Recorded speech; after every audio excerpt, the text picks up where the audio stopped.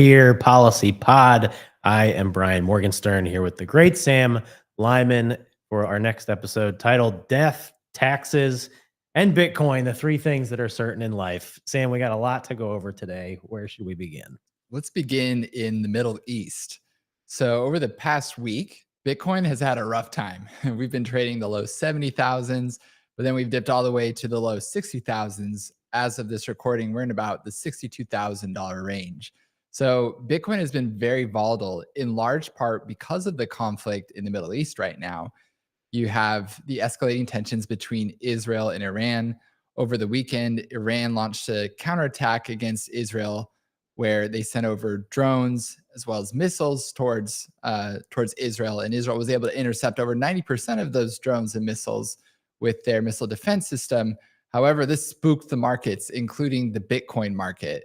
So, Brian, I wanted to start with this topic. It was a criticism levied at Bitcoin over the weekend that if this is really a hedge against inflation and a hedge against global uncertainty, why would it be all over the place in terms of price action? Gold, for example, had the opposite price action, where over the past week or two, it's been appreciating in price, just recently reached an all-time high. So I'm curious your reaction to that, responding to this criticism. Is Bitcoin truly a hedge against global uncertainty if it's this volatile during times of uncertainty like this? Yeah, it's a great point. Great question. I think it will be. I think what we're seeing now is it sort of trades up and down along with the broader market. And I think that's because it hasn't reached the necessary user base. And a lot of the folks that are, especially the new people, the millions of people who are new to owning Bitcoin through their typical investment products now, the ETFs through BlackRock or any of the other large issuers of the ETFs, a lot of the new folks into the market now, it's sort of trading along the roller coaster ride of equities, really. When Bitcoin, I think should be treated more like a commodity, more like a precious metal, more like a shield from uncertainty, but the numbers aren't there yet. So it rides the waves with the broader equity markets for now. I think when you get, I don't know what the critical mass or the magic number is, say 1 billion people owning Bitcoin, maybe. And people really internalizing kind of the justification for it and why to treat it like digital gold. It may behave more like gold in the future. That's my take on it. Is just the market isn't quite mature enough yet. There isn't quite enough liquidity and user base there for it to function as it should, but I think it will. And it does serve for now sort of as a harbinger of things, which has its own utility because Bitcoin never closes.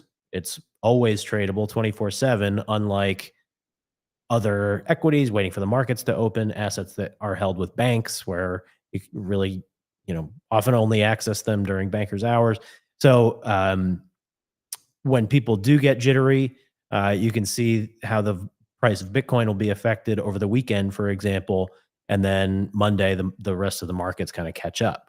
So it actually does have some marginal utility there, but I think it just is so far lacking whatever that critical mass of user base and liquidity in the market, so that it'll really behave more like gold. I think we're getting there, but we're not there yet.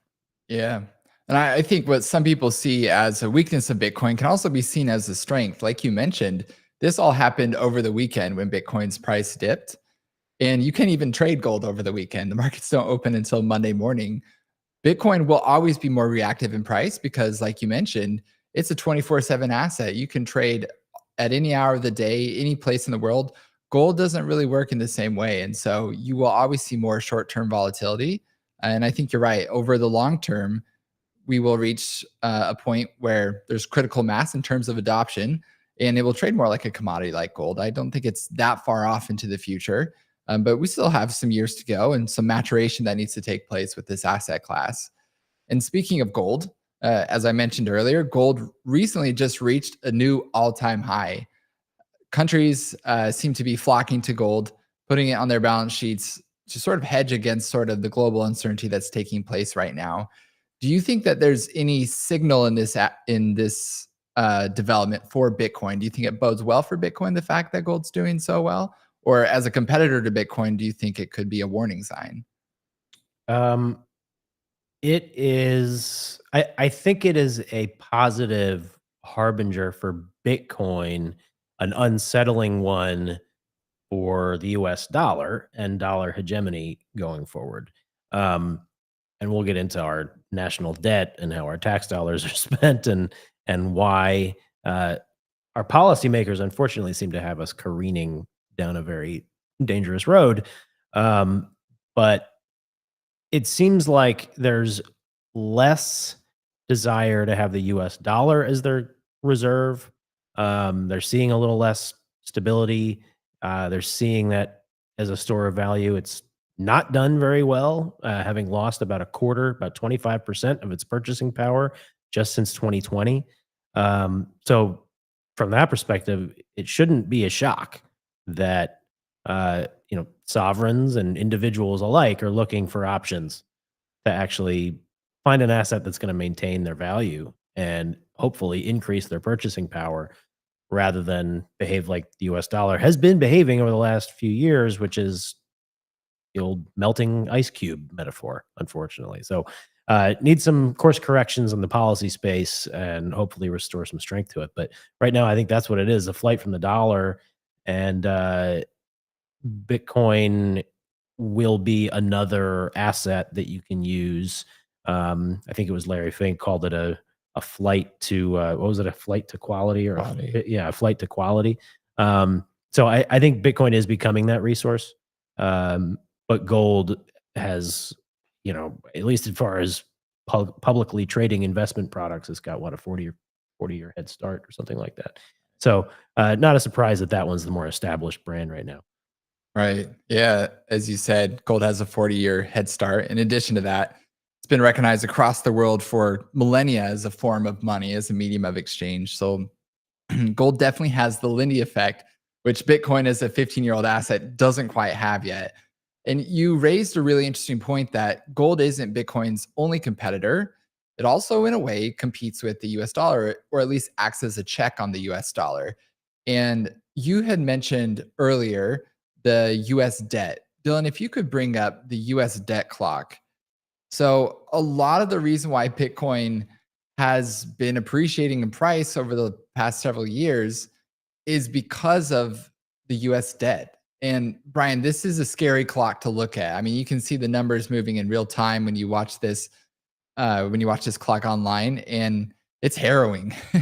I mean, there's just no way we can service this debt even in our lifetimes. And I'm curious to know from you, in what way does Bitcoin fix this? Or could it fix it? Or in what way does it relate? Well, I think there is a desire amongst policymakers to keep the US dollar strong and keep it as the world reserve currency, but they have to do their part to maintain its strength. And Dylan, if you throw the debt clock up again just for a second, um, if you go to this website and you look at it, I did some quick back of the envelope math, and you can see the tax receipts that the U.S. Government is taking in 4.7 or so trillion, I guess it is. Um, you can see some of the top expenses, which is basically when you look at the Defense Department, the interest the government's paying on this debt, Social Security, and Medicare, just that those expenses are more than 4.7 trillion. I think it's 4.8 and change. So we're already into a deficit without funding any other government agencies whatsoever. And there's another 1 to 2 trillion or so. I think we're up nearing 7 trillion. So we're looking at another 1 to 2 trillion at least of additional deficit spending. We're spending about 2 trillion or close to it beyond what the government's taking in. And I think my last, again, back of the envelope was somewhere in the neighborhood of 40% of spending is above what the receipts are, which means it's debt. it means it's going to accrue interest. And again, interest is one of those top 4 expenses at this point. We're it's the debt's going up $1 trillion every 100 days. We're at 125% of our GDP is debt. We're kind of in a spiral here. And it's not really a revenue problem. Some people will think the knee jerk reaction is, oh, just raise taxes. Um, if you were to raise taxes enough to cover all of our expenses, you would make the United States uncompetitive for business and rich people. And they would start to move to other jurisdictions and you'd then lose more revenue. Just raising taxes doesn't actually often get you more revenue. Frequently, making your jurisdiction more competitive draws more tax revenue into it. I'm going down a bit of a rabbit hole here, but the point is our top 4 expenses are already more than the tax receipts. And then factor in all the other agencies and expenses. We're in a bit of a scary time. Congress has not gotten their act together. They have not tightened the belt. Interest rates are still high, which means the interest on the debt is only going up. So it's hard. It's getting harder to trust the dollar. That's the point that I'm getting at is our policymakers have to be good stewards of the dollar if they expect it to matter in the future. And they're not right now. And then you add in some of this global risk and the war in Ukraine and the war in Israel or in Gaza. It's more uncertainty. You have, people are getting jittery around energy prices, which has downstream effects in every industry in the entire economy. And when there's tumult, when there's crisis, often government spending goes up even more. But as we just showed, the top 4 expenses, which are pretty hard to change, like you don't have a lot of people in Congress trying to slash the defense budget or slash Medicare or Social Security. They're, the Social Security, the third rail of politics, of course. And what are you going to do about the debt? You owe interest on your debt. So there might have to be some kind of restructuring going forward. I think young people who expect to collect Social Security or have Medicare solvent when they need it, need to start planning because it seems like an awfully difficult proposition that the government's going to be able to maintain these levels for any, measurable period of time. If you're talking about generations, which is what you're talking about with Social Security and Medicare. So I just wanted to sound the alarm on that. I think that is one of the reasons why Bitcoin is necessary because our stewards of the dollar are screwing everything up. And I think people are, waking up and looking for assets that are going to be more secure with a fixed supply, sound money, rather than just always relying on this like fantasy that we can pay for whatever we want, whenever we want it, forever. Modern monetary theory. It doesn't work. It's not real. But hard assets like gold and Bitcoin can hopefully add that pressure to policymakers to try and right the ship. We'll see. I don't know. That was a lot to digest. But I agree with everything you said. You brought up modern monetary theory, MMT. I think it stands for magic monetary theory because it's completely made up. And it's been in vogue for the last decade in spending here in Washington, D.C. And it's been just a complete disaster. And I think it's going to be a rude awakening for everybody when they realize, oh, we can't spend money willy-nilly and expect there to be no consequences whatsoever. And as evidence of this fact, yesterday we celebrated tax day. Really, the only ones doing any celebrating were the bureaucrats of the IRS, right? But what's interesting about taxes here in the United States right now is that Americans themselves are waking up to the fact that, wait, I pay way too much in taxes. And we actually have hard data that supports this fact. Dylan, do you mind bringing up the Gallup poll? So it's this one right here. Okay, so here we see that 60% of Americans now believe that they paid too much in taxes, which is a noticeable shift over the past few years. This means that you have libertarian Republicans who naturally they think they pay too much in taxes, but the data would also imply that you also have big government liberals who think that they paid too much in taxes these days. And so it's a real issue. And just yesterday, April 15th, Americans forked over billions of dollars in their own hard earned money to the federal government to do who knows what. And as you mentioned, Brian, a lot of that is simply just servicing the debt at this point. And it's become completely unsustainable. In addition to the taxes that we pay every April, we also have to recognize that there's another tax out there, a stealth tax that we've all paid over the past several years, and that comes through inflation. I like to say that inflation is theft. Over 2020 during COVID, I think the US government, they pulled off one of the greatest pickpockets of all time in sending everybody hundreds of dollars in stimulus checks. And what people don't realize is at the same moment that the US government was putting cash in the pockets of their citizens, they were reaching around and taking money from their back wallet. Because what happened was we just kicked the can down the road by spending without having any of the money to back up that spending. What we're doing is we're effectively levying a tax on future generations and we're increasing inflation. So not only are we paying sales taxes, income taxes, but we're paying an inflation tax every time we go to the grocery store, every time we fill up with gas, every time we buy new clothes. We're paying 20 to 30% more for those same items today than we were just 4 years ago. And Americans, I think, are sick and tired of that. And again, it's an area where Bitcoin offers some kind of alternative because when you participate in the US dollar system, you're taxed every time you transact money. If you participate in Bitcoin as a monetary system, sure, there are transaction fees. But at the same time, that the fees that you're paying when you transact in Bitcoin are going to service the network. They're not going to giant government programs that have no, or at least very little oversight or accountability. They're not going to just service the debt of reckless spending. So it's another area where Bitcoin offers an alternative. It offers a check on the US dollar system. And to be clear, I am a fan of the US dollar. I mean, the US dollar has brought about great good in this world, but it also can be abused. The federal government has spent beyond its means, and we're all going to pay for that. If not now, then in the future. And if we don't pay for it, our children will pay for it. And to me, that's a very immoral thing to do, to pass off our spending and our profligacy off to future generations. It's just wrong. So, Brian, I'm curious, do you have any thoughts on that, on just the rates of inflation combined with tax day, combined with Bitcoin?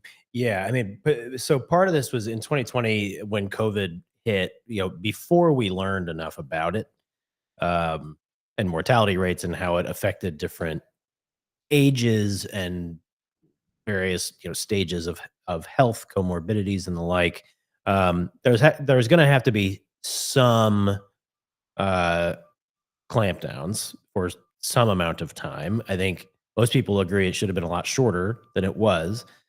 But given that the US is made up of 50% small businesses, and some amount of those we're going to have to close down for some amount of time, there had to be a little bit of a bridge where you're going to be funding people's lives without generating productivity. And that, by its nature, is kind of empty dollars, and it's going to lead to inflation in the future. Now, it should have been cut off sooner. And by the time we were into 2021 and the Biden administration had come in and they were extending the enhanced unemployment benefits, they're extending a lot of the pandemic relief. They passed the bipartisan infrastructure bill and the Inflation Reduction Act. They ballooned the budget so far beyond where it should have been. I mean, there should have been a belt tightening coming out of the pandemic spending in order to try to get a handle on inflation. And they didn't do it. In fact, they exploded the budget even more. And now we're spending, somewhere to the tune of $7 trillion when the government only collects 4.6 or 4.7. We need to go back down to below tax revenue spending. We needed surplus spending, but our policymakers didn't do that. It's very hard with political inertia to ever actually cut spending. And whenever they proclaim that they've cut things, they really just cut the rate of increase, um, which is a total Washington think way of doing things. But anyway, so we had and the Fed was 6 months late uh, to raise interest rates because of politics. That the first time around, it was because the chair Jay Powell was trying to navigate renomination and confirmation, um, and so they didn't want to rock the boat. Presidents like to keep interest rates low, of course. So when politics are involved, as they are, people don't like to admit it, but they are involved when it comes to monetary policy. So we had super high spending with super low interest rates, which means just everybody thinks there's free money everywhere, which means prices prices can go up. So we've had a lot of inflation. Now, people keep saying the Fed's going to cut rates heading into the 2024 election. Now, Trump has indicated he does not want to keep Jay Powell as chairman of the Fed. President Biden probably would, at least for the rest of his term, maybe renominate him. So the Fed actually, again, they wouldn't admit this, they would never say it out loud, but like there are political conditions that incentivize the Fed to lower interest rates heading into the election to give a goose to the economy. But again, it's not going to be real productivity. It's going to be funny money. So it will further exacerbate inflation. So when you have people, top earners, now you showed 60% of Americans think they pay too much in taxes. Somewhere in the neighborhood of 40 to 47% of Americans actually don't have any federal tax income liability. And these stories come out every couple of years, and people are always surprised by it. I don't know why. It's been this way for a long, long time. We have very progressive tax rates. The highest earners pay, I think it's the top 5%, pay 80% of the taxes, something along those lines. So when you have half the country not actually have any tax liability, but 60% say they pay too much, part of that is that they don't see the value for their dollars. They think the government's wasting their money. And I will say the student loan relief is one example, which we'll get into a little more later. But, that's kind of just transferring money from people who paid their loans or didn't go to college to mostly households that make a lot of money and are just getting a giveaway. So there's a lot of unwise decisions being made. It's causing inflation. It means our dollars have been devalued 25% in 4 years. And the problem's not getting better, it's getting worse because the government's spending more and they're potentially going to make money even cheaper through interest rate manipulation. So I don't know what else to say, but sound the alarm.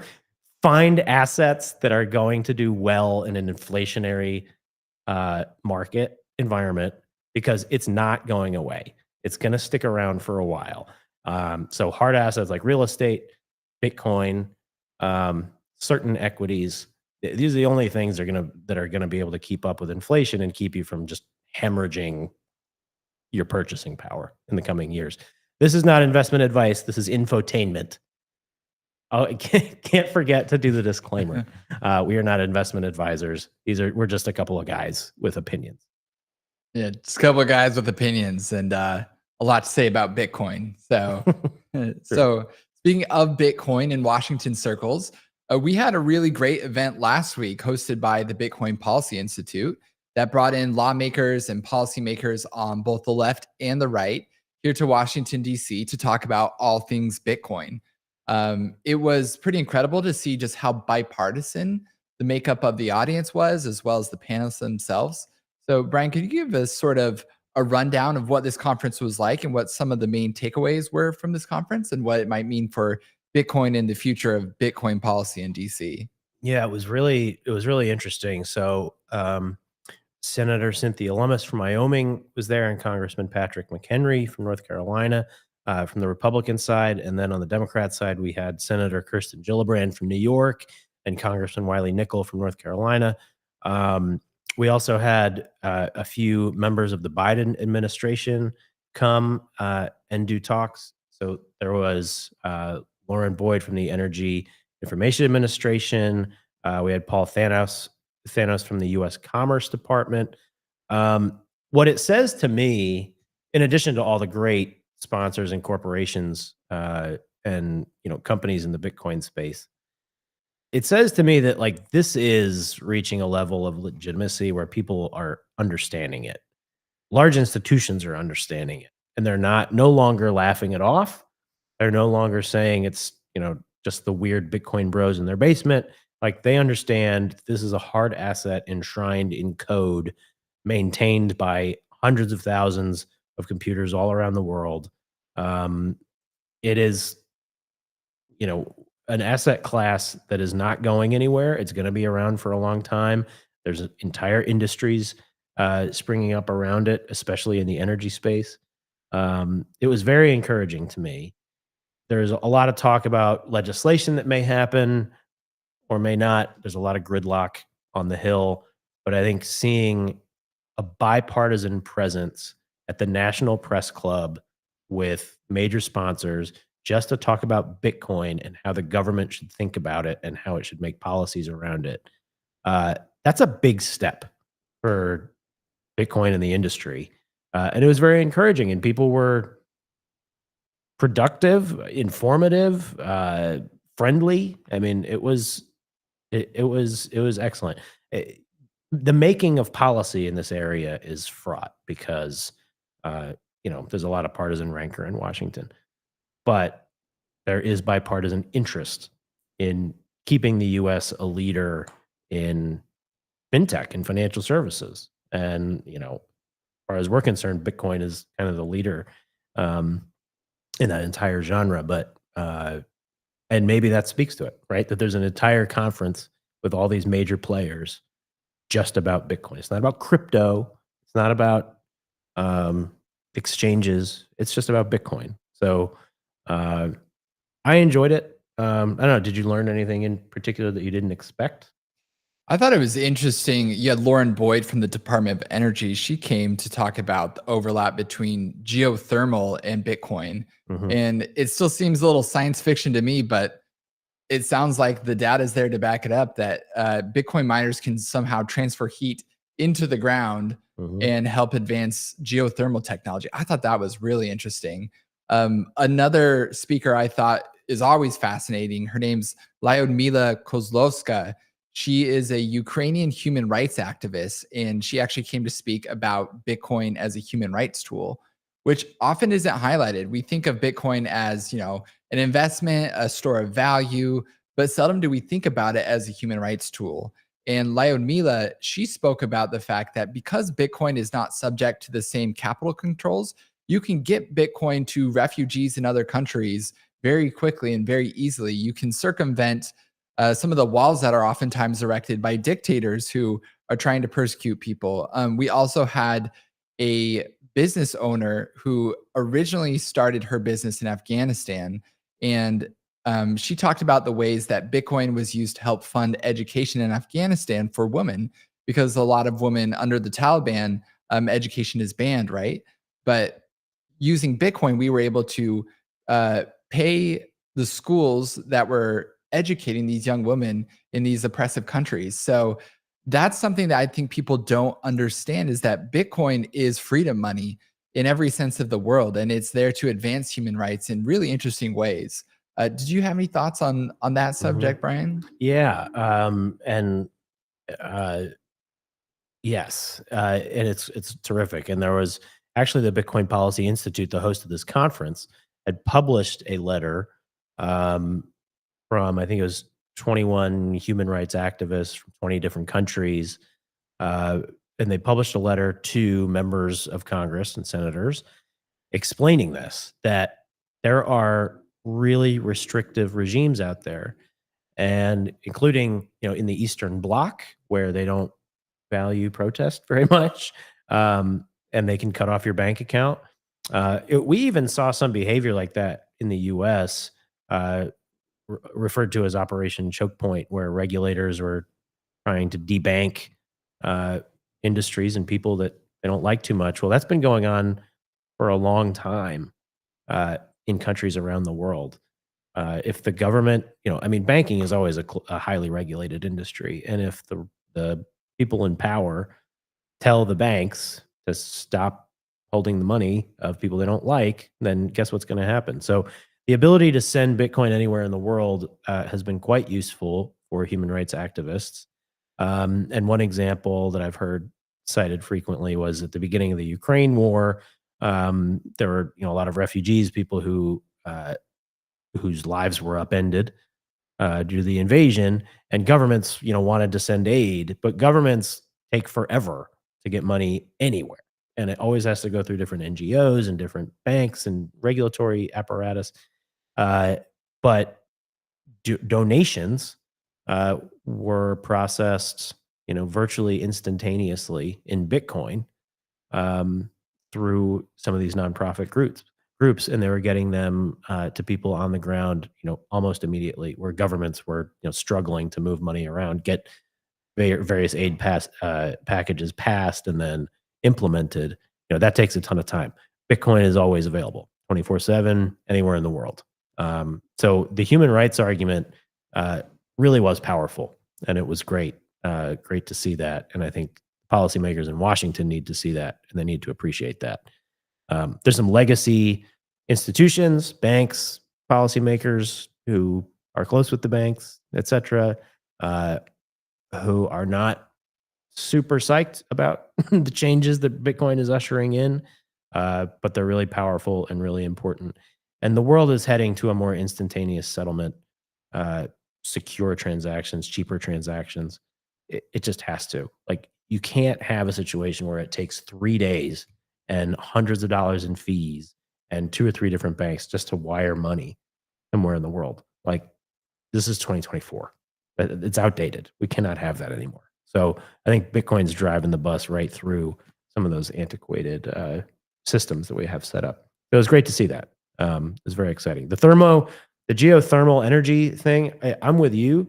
That sounds pretty wild, but Bitcoin miners do generate a lot of heat, and apparently the Earth is good at storing heat. And then, I guess we're getting to a point where people can repurpose the heat for energy, for very cheap energy, which is very important because we don't have enough power generation in this world yet. Um, so I love her optimism. I am hopeful that she's correct, and maybe that's where these things are heading. Maybe Bitcoin miners are going to be on the vanguard of a geothermal energy revolution. Nothing would make me happier. So I was pleased to learn about that. But yeah, it sounds pretty wild. Yeah. Yeah. I was pleased to learn about it too. I mean, just the fact that we have someone high up in the administration who is an ally of Bitcoin is a really good sign because, historically the Biden administration's been pretty hostile towards Bitcoin, but it's nice to know that we do have some friends across the federal agencies. That's always really reassuring. So Bitcoin had a big moment in DC last week. In addition to that, it had a big moment in Asia this week. In Hong Kong, they recently approved a Bitcoin ETF. And this Bitcoin ETF is expected to launch later this month. So, what's driven a lot of the price action in Bitcoin over the past couple months, of course, is Bitcoin's ETF approval here in the United States. I'm curious, do you think that this approval of a Bitcoin ETF in Hong Kong will be on par or compete with in some way the approval of the Bitcoin ETF here in the US, or is that too optimistic to think that?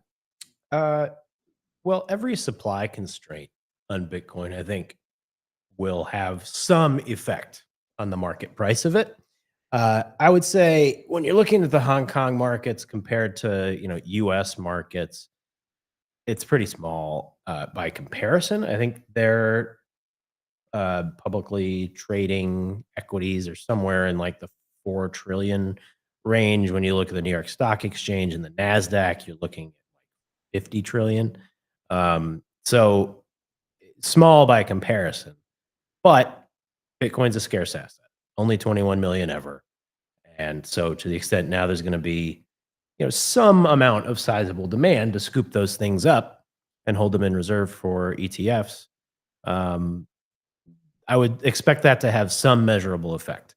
Probably not anywhere near the size of the US market's effect, but still a very positive one. Yeah. I talked to some friends who work in capital markets, and they pointed out that about $12 billion has come into the Bitcoin ETF here in the US, and they estimate that about 500 million will come into Bitcoin through the ETFs in Hong Kong, which is a lot less, but it's still sizable. And like you said, anything that constrains the supply makes the price go up. So it'll be interesting to watch how that all unfolds. Do you also think, with the approval of the Hong Kong ETF, do you think that says anything about potentially China's shifting attitude towards Bitcoin, given that Hong Kong answers to China at the end of the day? Do you think that says anything about the way the mainland feels about Bitcoin? Could there be a shift there? I mean, Hong Kong tries to have some separation, um, and I'm not sure about the actual openness of the mainland to the Hong Kong markets there. I do think China is having some FOMO because they were so hostile to Bitcoin and tried to basically ban Bitcoin mining and uh, you know extract it from their economic ecosystem a few years ago. Um, and now here we are, Bitcoin's back up over $1 trillion market cap. 30 to 40% of the mining is occurring in the United States now, and that value is being captured here. So China may be having some FOMO in that regard. I don't think I'd read. I'm not a China expert. I should give that disclaimer, but I don't think I'd read too much into how the mainland's feeling about Bitcoin based on the actions of the Hong Kong exchange regulators. Yeah. I was really bullish when I saw the approval of the Bitcoin ETF in Hong Kong, because my first thought is, oh, I wonder if this would open up mainlanders to Bitcoin, if they could somehow get exposure that way. Unfortunately, I think that is overly optimistic to think that. I talked to a friend who works in finance in Hong Kong, and he pointed out that mainlanders, they can actually set up shell companies in Hong Kong that could give them some exposure to the Bitcoin markets via the ETF, but it's pretty limited. And that's not something that is easily accessible to the average Chinese citizen, more so people who are higher up in business. But at the same time, it's bullish. The more people we have buying Bitcoin across the world, the more secure the network will become, the more it will become normalized in government circles, both here in the United States and abroad. So overall, a pretty bullish development. And speaking of bullish developments, we have a really big one coming up this week with the Bitcoin halving. So I know we talked about the Bitcoin halving last week, but it's still sort of hard for people to wrap their minds around. Probably about 99% of the world population doesn't know when the Bitcoin halving is or even what it is. And so let's just talk about that for a second. If you were to describe the Bitcoin halving to your grandparents, just breaking it down in the most simple terms possible, what would you say the Bitcoin halving is, and why is it important? Yeah. So Bitcoin, I try to help them conceptualize Bitcoin as a bar of gold that is, instead of extracting it out of the mountain, you're extracting it from computer code. And the way the code works is about every 4 years or so, every so many blocks of transactions, which are the blocks out of the blockchain, you're gonna have timestamps and addresses to determine where this Bitcoin exists, who's possessing it at this time, and then if it's moving, then who's possessing it at this time, which wallet is it residing in. Um, so that's kind of, and then every 4 years or so, the code gets a little shorter and less Bitcoin are entered into circulation. So think of a money coming off the printing press. The way the halving works is currently, as of today, if your mining operation mines a new block, adds a new block to the blockchain, you get a reward of 6.25 Bitcoin. And today, if Bitcoin is trading at, multiply that by whatever the price of Bitcoin is today, 62,000 or so, times 6.25, that's your reward for mining a block, for paying the electricity bill, for hooking up the rig, for processing, for hashing. to secure the network. On about Friday, April 19th is the estimated time, we'll reach a turning point in the Bitcoin network where the rewards for mining a new block get cut from 6.25 to 3.125. The rewards get cut in half, which means that on a daily basis, you are no longer pulling about 900 Bitcoin out of the code and entering it into circulation. You're only pulling about 450 Bitcoin out of the code and entering it into circulation. It's still hard to conceptualize assets existing in a digital form only. I get that question frequently where it's like, well, what does it look like? Can I hold a Bitcoin in my hand just like I can hold a US dollar or a bar of gold? No, this is an asset that exists in digital form. But conceptually, what you need to know as an investor or as a person learning about Bitcoin, it's just that the production of Bitcoin per day gets cut in half. And that means that, you have a supply constraint that will probably lead to an increased price, especially if you have more and more people wanting to have exposure to Bitcoin, wanting to own it, and you have more ETFs opening up. You have more billions of dollars flooding into the market for Bitcoin, while at the same time, you have less Bitcoin being produced each day. The theory is the price is gonna go up then. Historically, that's been the case. And Bitcoin miners, for example, right now, I think people are monitoring the halving because they're saying, oh, the miners' revenue is going to go down. It'll go down as measured in Bitcoin. But if, history kind of repeats itself, then the price of each Bitcoin is going to go way up. And so their revenues will actually kind of catch up. If they're an efficient miner, if they keep their costs really low for electricity, if they find the cheapest energy, then they will survive and do really well after the halving.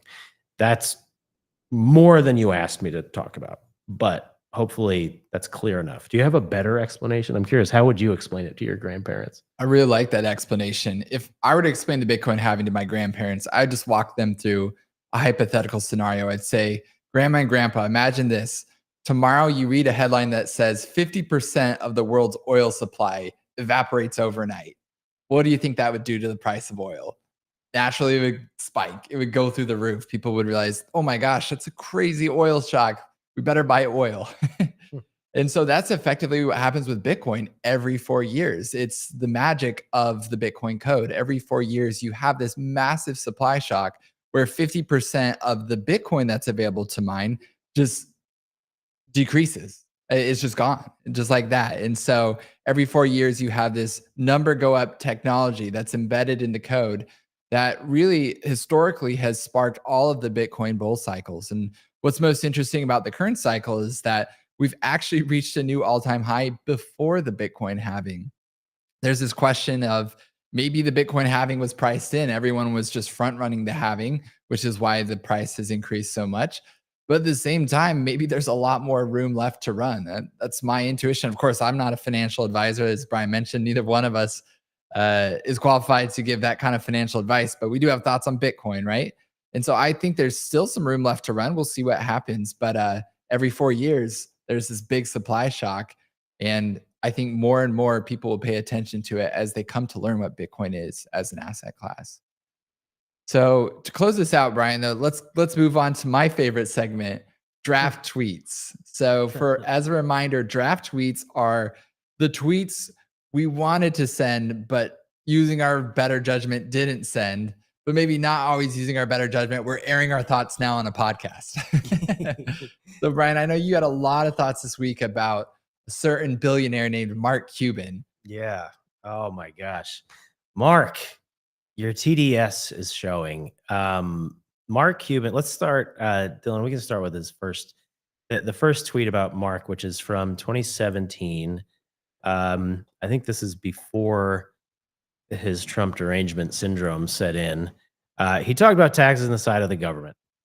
and the size of the government.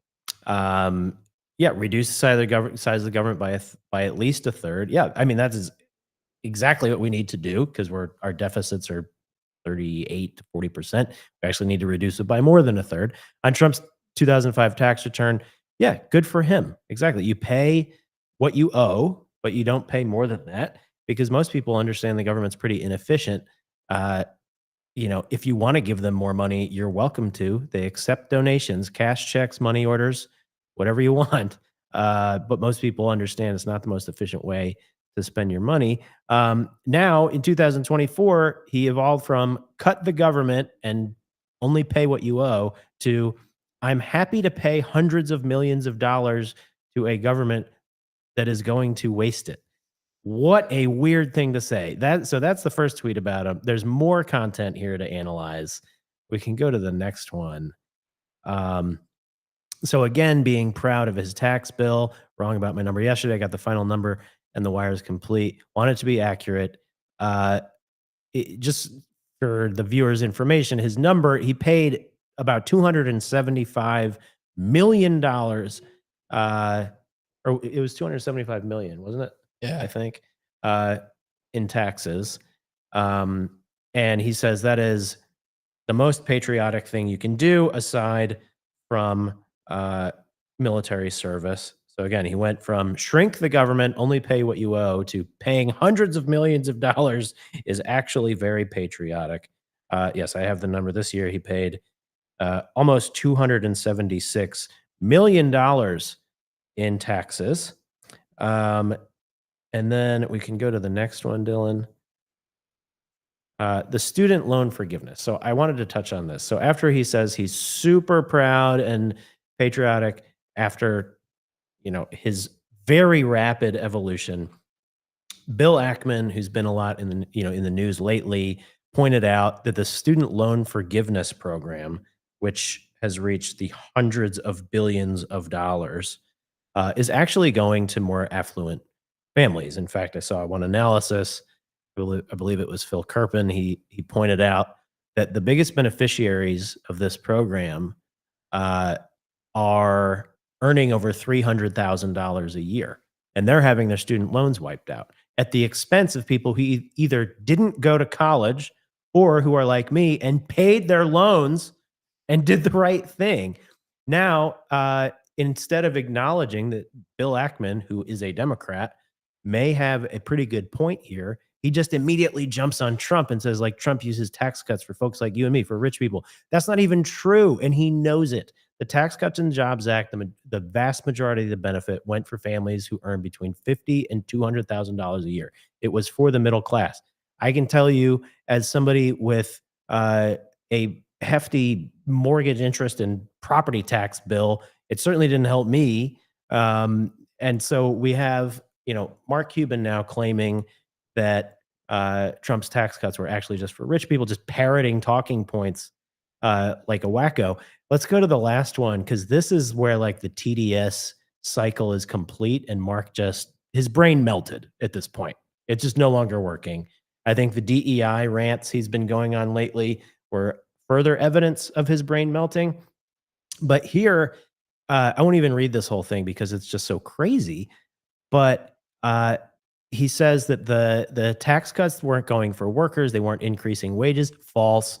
The tax cuts incentivized a blue collar manufacturing boom in this country, and wages for workers were rising faster than they were for their bosses. I mean, that's just what the data shows. So he's just saying things that are not true. Add to that to the PPP paid to people who didn't deserve it. I refuse that for my companies. Okay, hang on a second, because I was at the Treasury Department when we were administering PPP during the Trump administration, and Mark Cuban, who is on the president's advisory board for Reopening America, was calling us, advising us on how to change the rules so that the Paycheck Protection Program funds more could go towards rent for corporate landowners so that businesses could stay open rather than the rules that we had in place that forced most of the funds to go to employee salaries.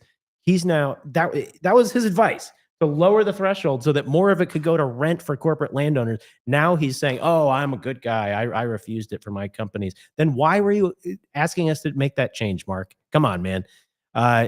His refusal to raise any taxes or create revenue sources, blah, blah, blah. His ego tariff, the tariffs, we were rebalancing trade agreements, bringing more revenue into the country. He's just going on a really confusing, bizarre rant. He then says at the end, his sort of concession, Biden's far from perfect. The hypocrisy, the point that Trump is not trying to buy votes. What? And he concedes Biden is buying votes. I don't even know where this is going. He's just smarter about how he's buying votes, and that's good. Mark, my man, you're losing it, dude. You got to just take a step back, pump the brakes for a minute, and realize that you're kind of making a fool of yourself with these crazy tweets and with your Trump derangement syndrome. Okay. Trump is not the panacea and cure all for all of our country's problems. He's also not this terrible guy that you're making him out to be. Currently, the student loan forgiveness programs are worsening inflation. They're worsening tuition prices because they're just creating free money, as a lot of student loan programs have been doing for years. They have driven up the cost of college and made it harder for more people to go. Your student loan tweet, bad, wrong. Your PPP tweet, very bad, very wrong. Your content about Tax Cuts and Jobs Act, completely false and wrong. Your evolution from cut spending and pay what you owe to I am patriotically paying hundreds of millions to the government, even though I know it's going to waste my money. Like, listen to yourself. Take a beat. You sound nuts. Just recognize reality and let's have a productive conversation about solving problems. That's all I have to say about that. He seemed like a really nice guy when I talked to him about the PPP. Opinionated. He's got an ego. I get it. He's a billionaire. But I'm sad to have seen his brain melt over the course of a few years. It happened very quickly. And I hope he sees the error of his ways and comes back to reality.